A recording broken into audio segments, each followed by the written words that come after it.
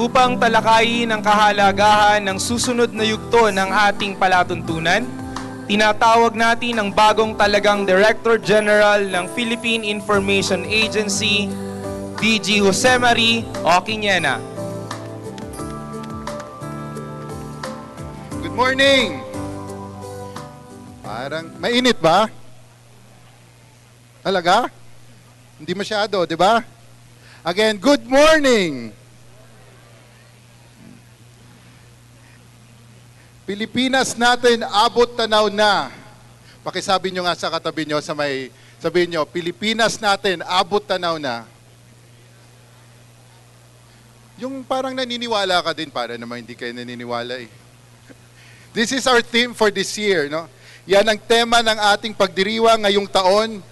Tunay na akma ito sa kadahilanang nasa kalagitnaan na tayo ng panunungkulan ni Pangulong Benigno Aquino III sa mahalagang yugtong ito ng ating kasaysayan. Hindi maitatanggi, tanaw na ng mga Pilipino ang pagbabago, hindi lang para sa iilan, kundi para sa buong sambayanan. Hindi lamang mga Pilipino ang nakamamasid ng bukang liwayway, kundi ang buong daigdig. Namangha ang mundo sa mas mataas sa inaasahang pag-unlad ng ating ekonomiya. Nitong nakaraang taon, nagkakaisa ang Bloomberg, HSBC, Morgan Stanley, MarketWatch, at ng marami pang ibang global economic analysts na ang Pilipinas ay malapit ng maging isang ganap na tiger economy. Palakpakan nyo naman sarili nyo. No? Sa ilalim ng pamumuno ni Pangulong Benigno S. Aquino III. Abot tanaw na ang isang maunlad na Pilipinas na may ipagmamalaki natin sa lahat ng lahi. Ang pagbabagong ito ay hindi dala ng tsamba, kundi ng mahusay na pakikipagtulungan ng pamamahalaan at ng mga mamamayang Pilipino. 27 taon matapos ang EDSA, nalalapit ng mapatibay ang kasunduan ng pamahalaan at ng ating mga kapatid na Muslim sa pangunguna ni MILF Chairman Al-Haj Murad. Sa wakas, abot tanaw na ang nagkakaisang Pilipinas na mga Kristiyano at Muslim. Itinuro sa atin ng EDSA Revolution na ang bagong Pilipinas ay hindi maisasakatuparan kung hindi kikilos ang bawat isang mamamayan Pilipino. Isasaad natin ngayon ang taya para sa Pilipinas natin. Ang taya ay isang panata at isang pag-aalay ng panahon, galing at gilas upang nayan ang pagmamalasakit sa bayan. Tinatawagan ko po natin ito. Si Sister Sara Manapol, Sister Judith Gabutero, Ismael Ibrahim, at Ephraim Tendero upang mag-alay po ng kanilang taya dito sa ating pledge wall.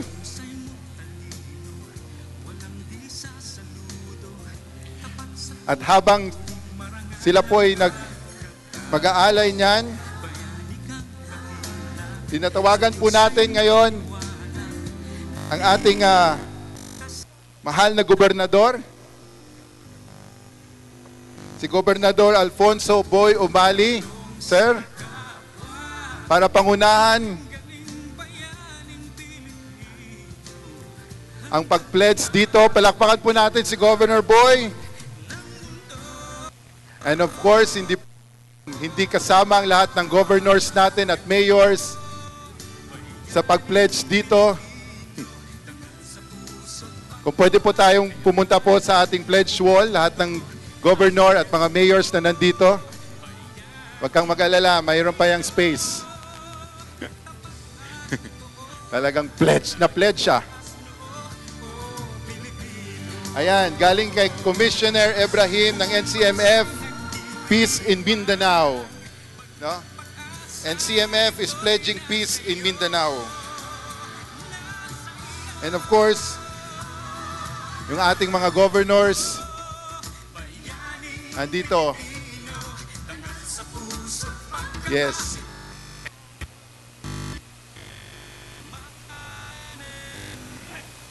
Gusto ko rin po tawagin to represent the Filipinos overseas si Attorney Rodel Rodes. Ba, may sariling fans club ka, sir, ah?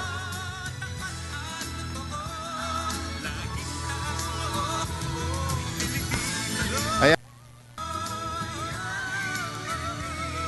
Ang buong Liga ng Gobernador ay nagkakaisa sa EDSA Revolution sa 27th.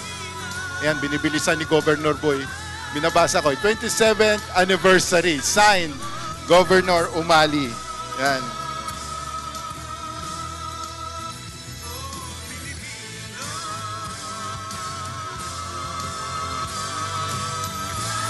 Kaya habang sinusulat po natin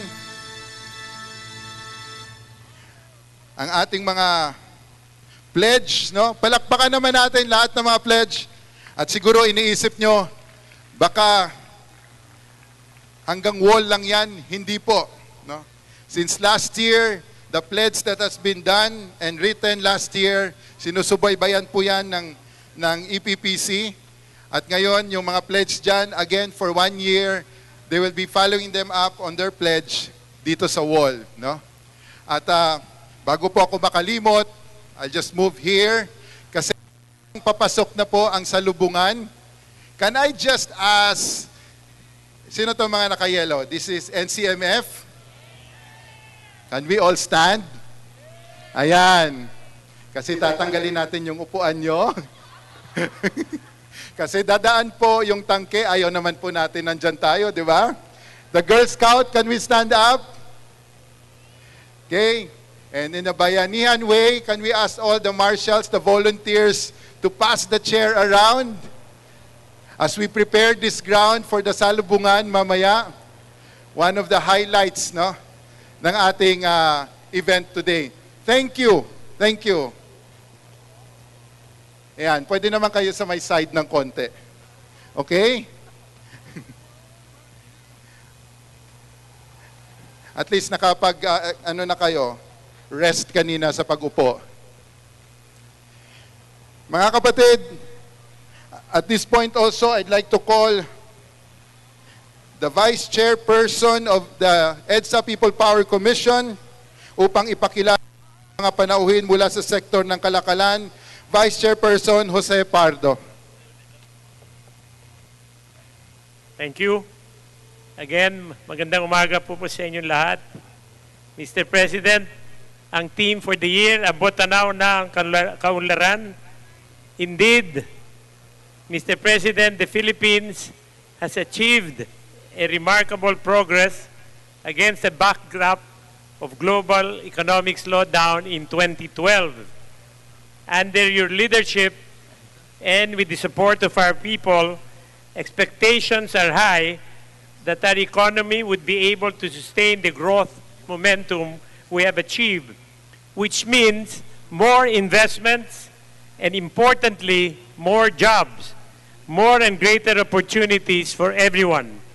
Here with us today are the leaders of business and labor groups, as well as the heads of individual companies and government corporations who pledge their support to your vision to make our country, the Philippines, the crown jewel of Asia.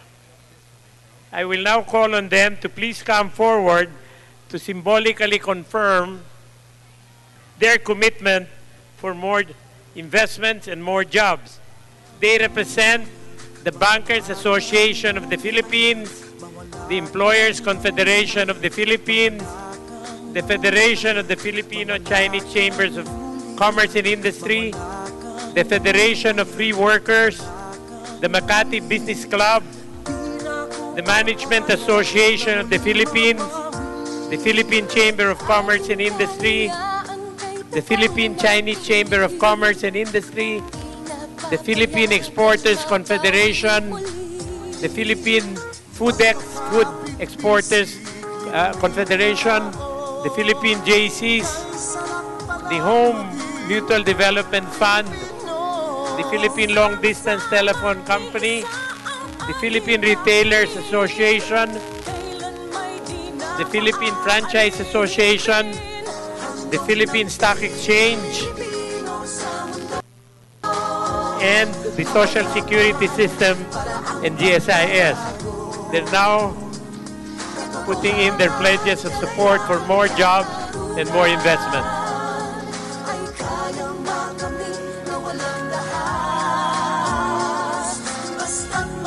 Ayan. Mga kapatid, nakita naman po natin yung mga nagsasign dito. Ito po, talagang nagpapatunay that all of us are inspired to really work together, magkaisa, magbayanihan, no? Maraming salamat, Vice Chair Pardo. Ngayon naman, tinatawagan natin sa entablado ang kinatawan ng mga kabataan. Para sa mga hindi pa po nakakaalam, ito siya ay kakabigay lang po sa kanya ng award as the 2012 Kids' Rights International Children's Peace Prize awardee. Ayan. Can I call Kes? Kes Valdez. Saan si Kes? No. Ayan. Palakpakan po natin si Kes. At okay, natatanaw na natin yung salubong. At maya-maya mapupuno na po tayo dito. Bago yan, unti-unti nating dinadala yung ating mga kasama dito sa pagsalubong. At bago niyan, no, abot tanaw na ang katuparan ng laban ng EDSA. At ngayon mga kapatid, samahan niyo ako na buong pagmamalaki nating inaanyanyahan ang ating mahal na Pangulo Benigno S. Aquino III upang isulat ang kanyang taya para sa taong ito para sa ating lahat. Palakpakan po natin ang ating mahal na Pangulo.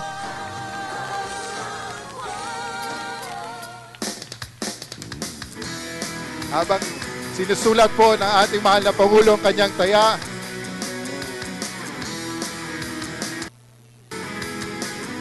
marami-rami na po ang nakasulat. Yung pagsulat ng iba talagang parang sinisigaw talaga. Laki-laki ng words.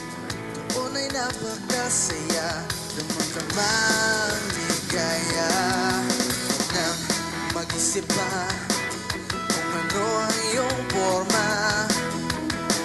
Kahit kuskusin ka pa, di ka nangyait sa puwera. Ayan. Again mga kapatid, hindi lang po, balakpakan po natin yung mahal na Pangulo. At para sa hindi natin mababasa, nakasabi po, kasama nyo sa pagkamit ng inyong inaasam. Signed, President Benigno Aquino. Ngayon, gusto ko pong tawagin pagbalik dito. Samahan po ako, si June at si Commissioner Ogie. Ayan. Malapit na po ang salubungan. Maraming salamat muli, Director General Niena, at sa lahat ng tumaya para sa bayan. Unti-unti